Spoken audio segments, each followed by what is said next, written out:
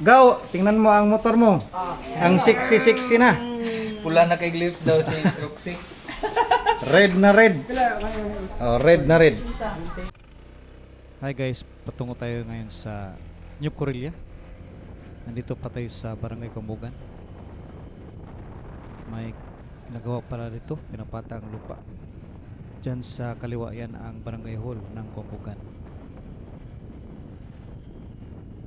Ito na daan, shortcut road ito patungo ng Maharlika. At syempre sa New Corilla rin. Tingnan naman, maraming mga swimming pools.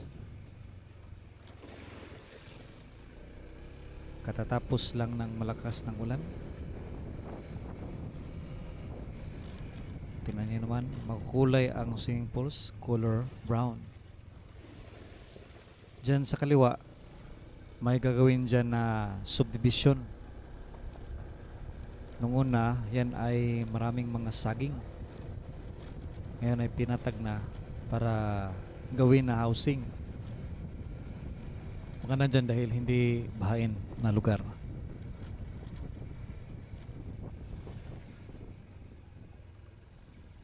Dito tayo sa kaliwa.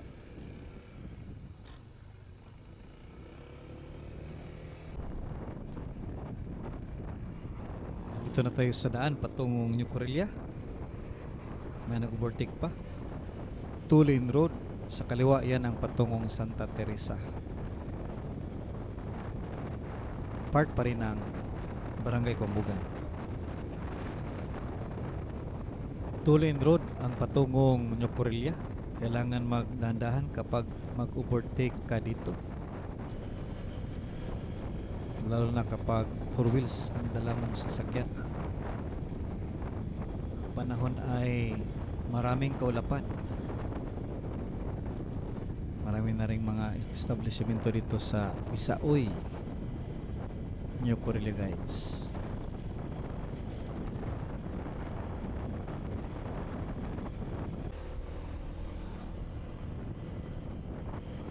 Overtake muna tayo.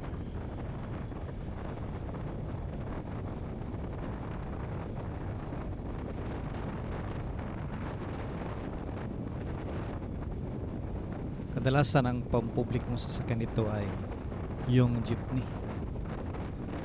Wala ganong tricycle na makita mo dito sa bungad patungong New Corilla proper. Kadalasan mga private vehicles. Umaambon na dito. Parang sasalubungin tayo dito ng ulan guys.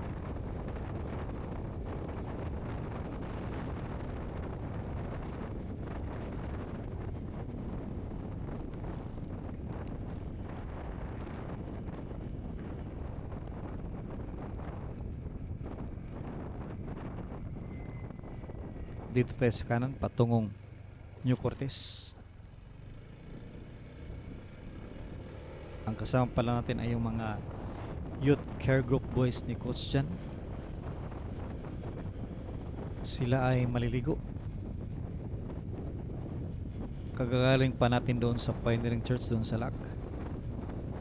Kasama ko kasi si Lixter. Gusto naman niyang maligo. So sasamahan ko na lang siya. Ang itim ng kaulapan doon, oh. Parang doon yun sa ating patutunguhan.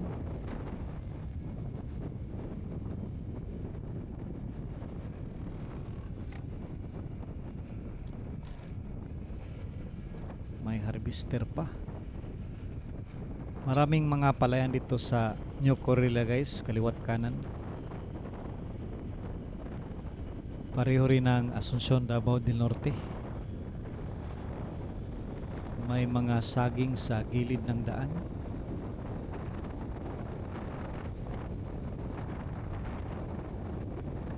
Sunday pala ngayon. Wala ganong tao sa daanan. Nasira pa ang tulay, oh. Bakit kaya nagkaganito? Baka sa lindol. So nahandi rin dalawang tulay. Kailangan mag-slow down talaga. Ayun oh. May gap siya. Baka gawa ng lindol.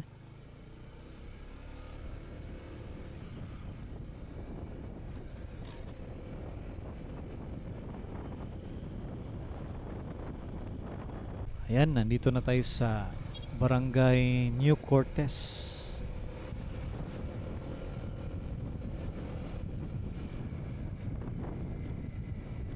Ang pangunahing purok tunnel dito ay palayan. Maraming farmers pala dito sa New Corilla guys, kagaya ng Asuncion.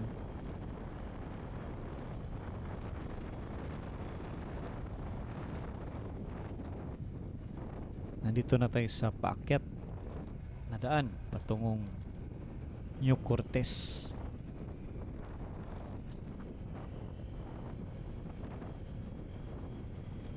Ang New Corlia pala, marami itong mga falls na matatagpuan dito. Yung sikat na falls dito ay yung Panas. Nandito na tayo sa eskwelahan ng New Cortez. Ito ang kanilang sentro. Dahil maraming mga kabahayan. Meron ding terminal doon, no? Nating makikita. Wala namang active checkpoint. Yung iba, kapag sila ay nagmamotor dito, wala mga helmet at naka-chinilas lang. Dito tayo sa kanan, aantayin natin makalabas yung taxi. Gayas Waterfalls. Gayas.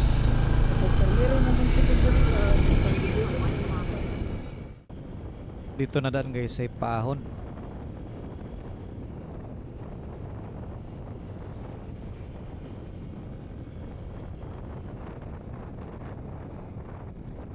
May GPS tayo, hindi tayo mawawala.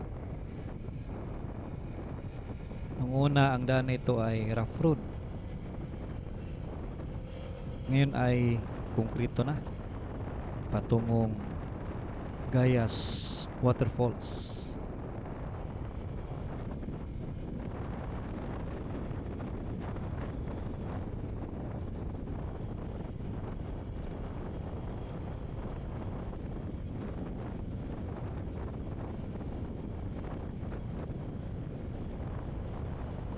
Tingnan nyo naman oh, wala gaanong mga sasakyan.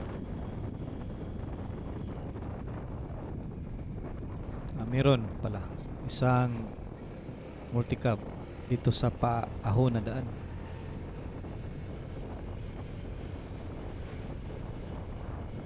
Kawawa ang tricycle dito dahil maraming mga paahon na daraanan.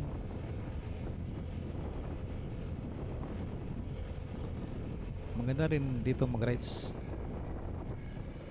Malapit na tayo sa ating paroroonan.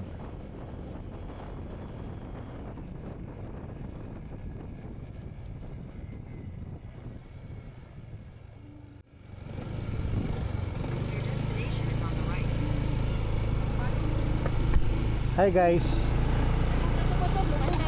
Ha? Hi guys. Kasaman? Ya unahan lang na, grabe. Ano siya? Kandan. Ito? Ano siya? Kandan. Dito tayo maliligo. Unahan na, pastor? Unahan. Hi guys. Ha? Wala siya, kandan no. Ayan guys, so may butiti guys.